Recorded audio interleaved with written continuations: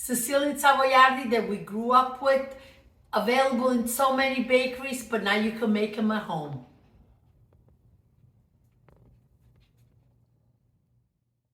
Hello everybody, this is Alessandra. Welcome to my home, welcome to my kitchen. I'm crazy excited today. Why? Because I've been trying to get this recipe just right. And I'm talking about Sicilian Savoiardi. They're also known as Nuvolette, biscotti d'inzuppo, and Giammelle. It's basically a Sicilian Savoiardo, a little different than the Savoiardi Sardi and the regular Savoiardi that we also make in Napoli. So, simple ingredients, pretty much the same ingredients. We have eggs, sugar, flour, and I have cinnamon oil.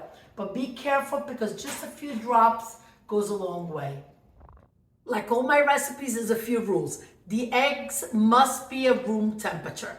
If you're pulling them out of the fridge, fill up a bowl with hot tap water and just let them sit. Because if the eggs are cold, the recipe is not going to be a success.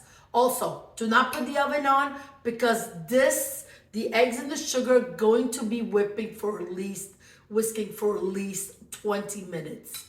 Let's go ahead and add the eggs. And the sugar right in, just like this.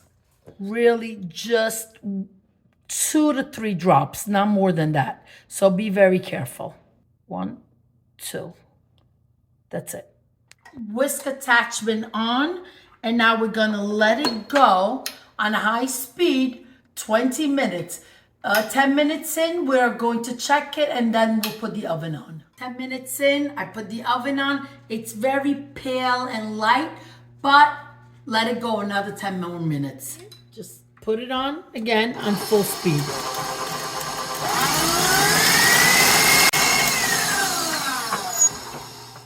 Okay, look at that. All right, now we're ready to incorporate the flour. You see? Look how beautiful it is.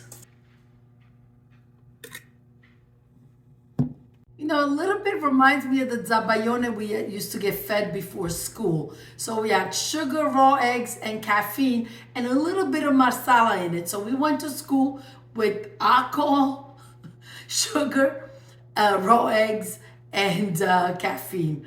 And we were fine, really. Okay, so now we're gonna go ahead and add the flour right in. I'm going to whisk in the flour, but I'm going to do it in thirds. So the first third goes in, and I'm going to start stirring bottom to top.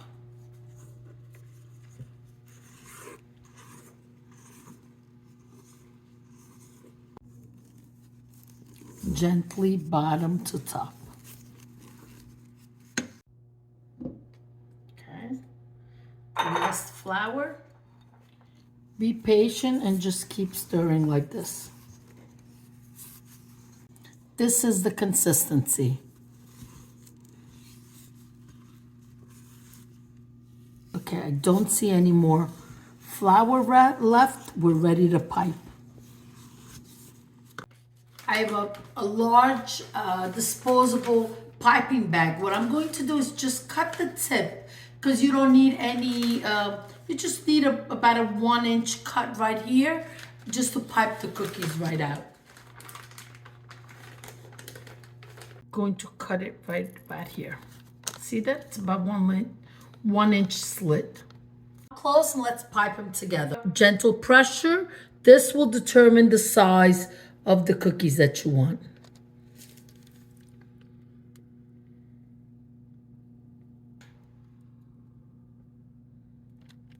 We got 16 cookies and 1 smaller one in the oven. It goes 13 minutes at 375. Let's check the bottom. Oh, perfetti, perfetti, perfetti.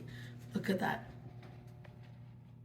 Like all my videos, the best part when I get to taste them, I want you to come closer because it's so important. Different texture in this cookie, you see? It's soft at the bottom. There you go. But it has a very crunchy top. See that?